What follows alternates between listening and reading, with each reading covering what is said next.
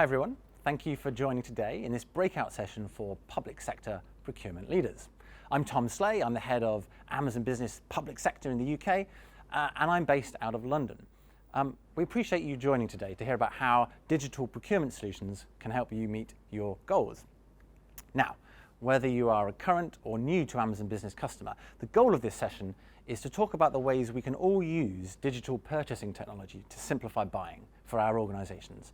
And by simplifying the purchasing process, organizations can better balance their short-term needs with their overall long-term priorities of driving and maintaining cost reduction.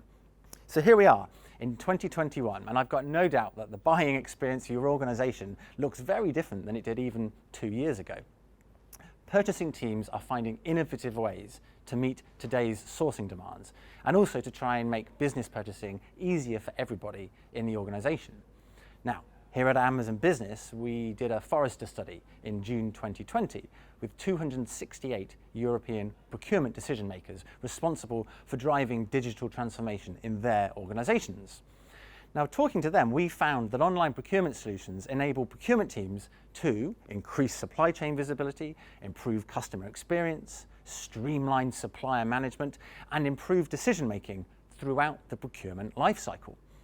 Now, what was interesting about this study is that we found procurement professionals are kind of caught between two priorities. Firstly, you have to still accomplish your traditional goals and also manage strategic supplier relationships. Yet at the same time, you need to contribute to top-level business value, such as improving the overall purchasing experience for your population of buyers in your organization. In fact, 94% of the people we surveyed cited improving that customer experience as one of their top priorities. Now, we all know the pandemic has magnified the need for quicker technological innovation and faster, deeper digital adoption in this procurement space. And business buyers are relying more and more on technology to get their jobs done. So today I'm going to talk through what some of those top challenges are for us in the public sector and how we can help improve the buyer experience. And then later you're going to get a walkthrough of some of the guided buying policies that we have available on the Amazon Business site. So let's start with what we think are three of the top challenges. The first is managing compliance, making sure that you're buying in compliance with quite onerous and complex public procurement regulations.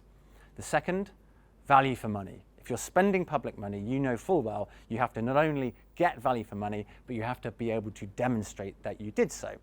And finally, fast and reliable sourcing. We never want procurement to slow the business down.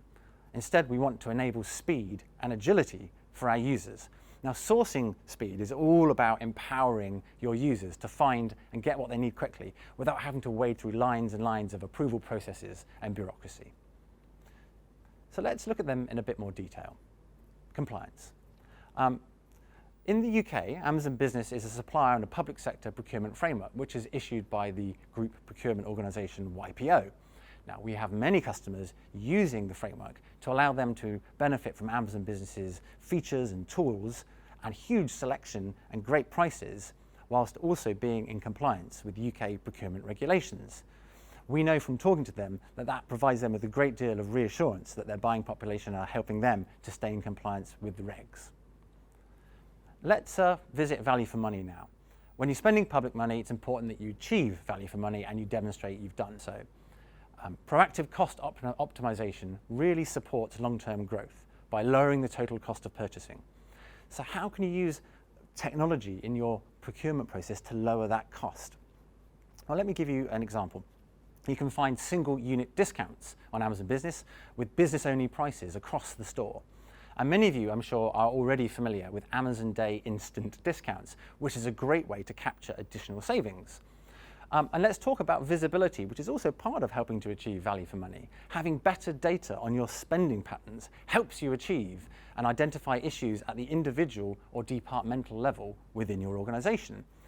Amazon Business has got clear to follow reporting on orders, shipments, returns and refunds, and many other areas too. And if you're a Business Prime customer, there's additional reporting, and we call this spend visibility, which uses data visualization, charts and graphs to track how spending is happening across your organization at an individual, a group, or a departmental level, and how you as an organization are achieving your goals. This is a great tool, and I know that our developers are always coming up with really new and interesting and innovative ways to show that data in different ways. Now, finally, fast and stable sourcing. We know when your business needs something, they basically wanted it yesterday. You need integrated solutions to help you keep up with that pace of demand. Amazon Business has built great solutions here that I recommend for my customers all of the time and that work out of the box, and they remove a lot of the redundancies from the procurement process. One example is single sign-on. With this, you can connect your existing procurement system with Amazon Business, and it's ideal because you can reduce security risk and streamline access for your buyers. They can often buy with 1 or 2 clicks. So not only does it make it easier for them to shop, it makes it easier for you to ensure overall compliance with your procurement policies and controls. Indeed, over 150 procure-to-pay systems across the globe now support integrations with Amazon Business. So you can see it's a very popular feature. I also want to mention budget management. This is a great feature for public sector organizations. Budget management for Amazon Business lets you set spend thresholds for teams or individuals to avoid overspending. It also provides real-time usage tracking and reports and saves time by letting you create one PO instead of having to manage multiple complex orders. Now, next I'm going to hand over to my colleague Tom Poole, and he's going to give you a demonstration of our buying policies and our guided buying procedures. Tom. Now, I want to talk you through some of the buying policies that are available on the account, and it's a really powerful tool in the toolbox for procurement professionals. So with buying policies in place, you're able to simplify the purchasing experience and enable your purchasers to buy faster. I'm going to give a bit of a walkthrough in a minute on some of the policies that you're able to put in place on the account. And just to note that some of the policies are only available through Business Prime, so keep that in mind as we go through. So here's a quick overview of the types of policies that you can put in place on the account. There's 3 main branches. There's the seller-specific policies, order policies, and product policies. Let's go through each of these in detail. So order policies enable you to control orders with approval workflows. Approval workflows are fully customizable that enable you to place the right approver in each policy. You're able to assign multiple approvers or even enable a batch approval process so that buyers get what they need when they need it. You can even require approval processes for all orders on the account, or you can enable a threshold of spend per order, after which approvals are activated. Note that if you integrate with an e-procurement system, then your approval will happen in your e-procurement system and not in the Amazon Business system. So that's something to bear in mind. Now let's talk through the seller policies. So seller policies allow you to prefer specific sellers or enable you to set VAT policies, which enables you to always get a downloadable VAT invoice on every order. And I'll show you how to do that in just a second. The product policies on the bottom of the screen here encompass a range of powerful tools which center around the UNSPSC code. Categories are structured with UNSPSC codes to allow you to easily restrict, block hierarchies of items, which, for example, you might already have a negotiated contract for IT hardware, in which case you might want to actually prevent people from placing orders for IT equipment. So these are really powerful and do the hard work of steering your buyers towards the approved products and away from the products that they are not able to buy. With these additional features, you can boost, flag, or prohibit products to the buyers, and these are really robust features that allow you to prefer certain brands as well. So now I'm going to show you how you can put in place those policies on the account.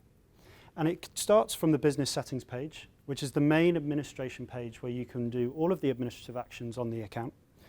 And then what we'll do is we'll scroll down to the buying policies page on the account. So we scroll down to buying policies and approvals.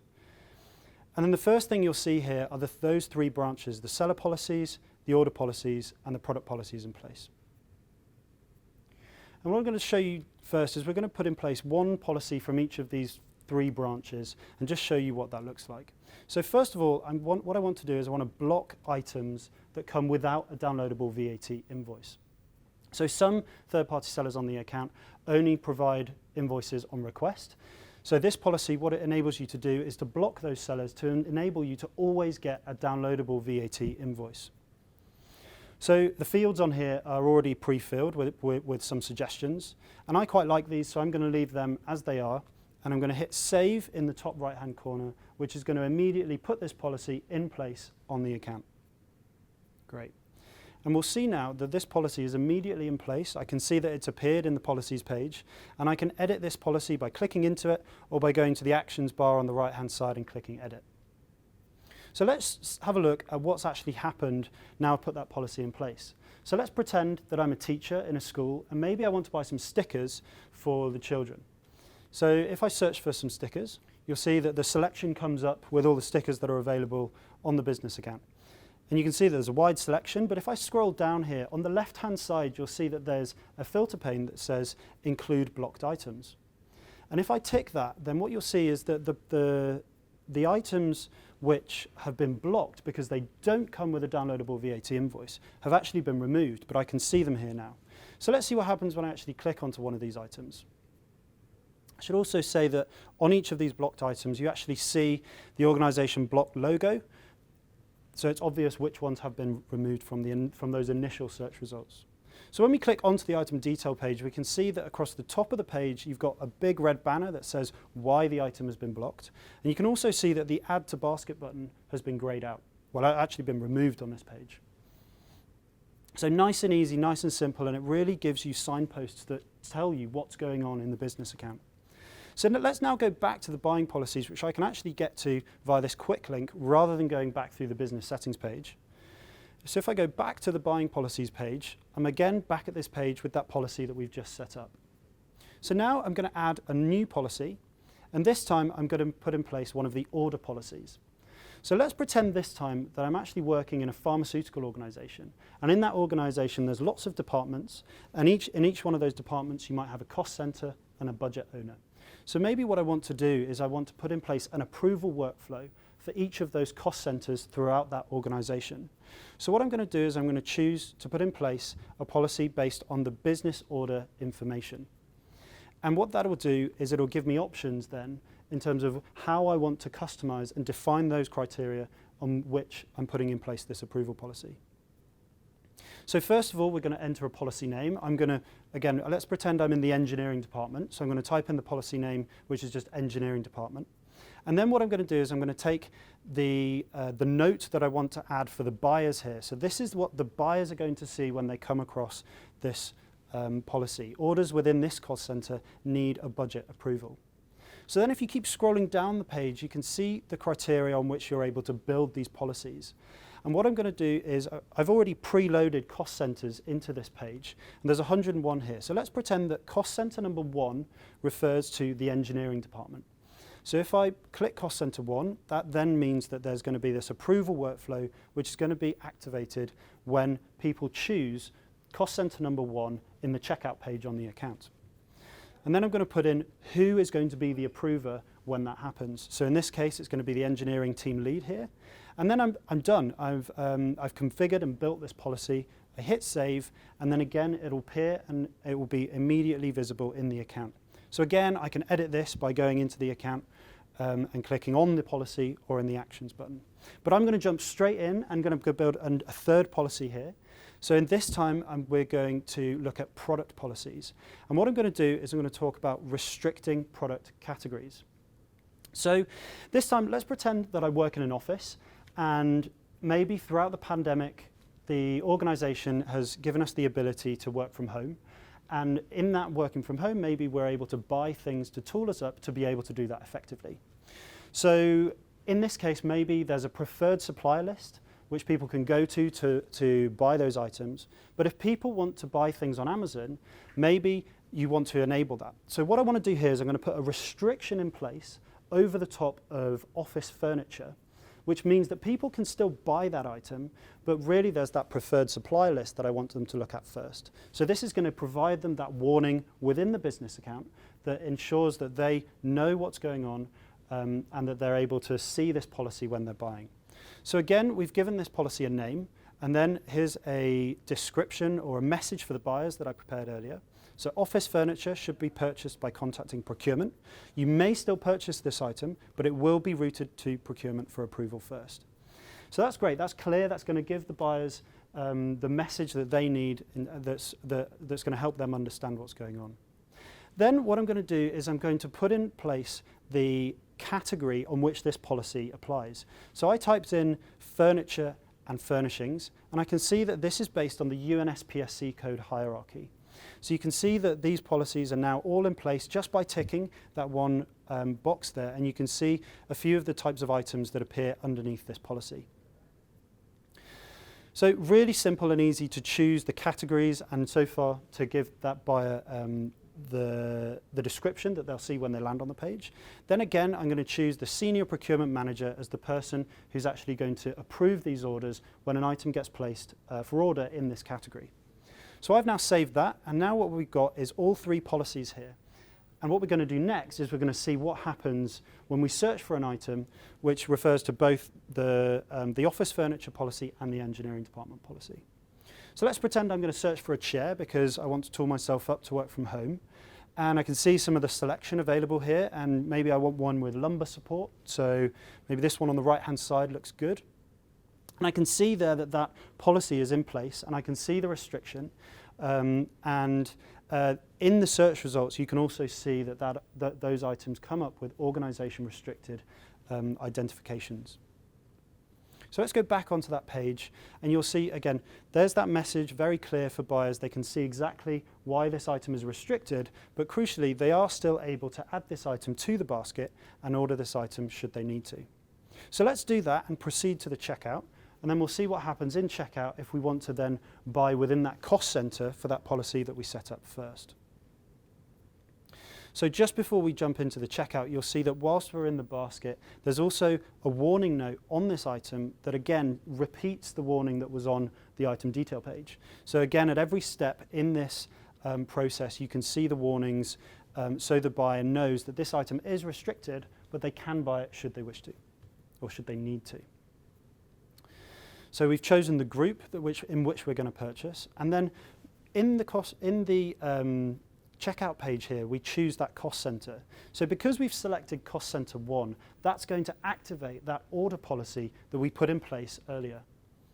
And it means that that's going to go through both to the engineering department for the order policy and also to the procurement department for the office furniture policy. So this item is going to activate those two policies at the same time when this order is processed. Okay, so we've gone through those three policies. There's one more policy that I want to show you in the account. And really this comes from just where we are in the world right now with climate change and sustainability coming to the fore as real issues that we need to tackle. So in the business account, we've recently launched a policy which enables you to prefer products with sustainability certifications. Now, Amazon Business in 2020, in October, we launched a feature called Climate Pledge Friendly Products. And what that does is there's a whole family of products that are badged with sustainability certifications. And what we can do in the business account is actually prefer these items so they're moved to the top of search results to push our purchasers throughout the organization to buy more sustainable products over alternative items in the marketplace. So you can see here, these are some of the certifications that are available under the Climate Pledge Friendly program. And any item that is then badged with one of these certifications will then be raised to the top of search results and marked as organization preferred when we turn on this policy. So let's do that now. And if I scroll back up to the top of this page, then again, there's these fields which have been suggested in terms of the policy name and also the message for the buyers here. So this identifies that this item is going to be part of the Climate Pledge Friendly program. So let's click Save. And then let's see what happens when we search for one of the items within this program. So let's pretend I work in an office again and I want to buy some green tea, maybe because we're out of tea in the break room. And you can immediately see some of these items come up with this organisation preferred logo. And then you can also see underneath this item that this item is climate pledge friendly, which means that it meets this, this policy. And you can see there that this item is actually fair trade, so it meets that criteria. Then when we come onto the item detail page, you can see that there's this banner across the top that's green now. It shows that it's organisation preferred and it's got that reason why. It's part of the Climate Pledge Friendly programme. Again, you can see that that Climate Pledge Friendly logo is there. And again, I can add this to the basket. And what's really great is it just gives the buyers in your organisation the nudge that they need to buy those more sustainable products over alternatives. Thank you so much for listening to me talk about public sector procurement and how we can help you improve your processes using Amazon Business and our tools and our features. I hope you enjoy the rest of the day and enjoy some of the other sessions.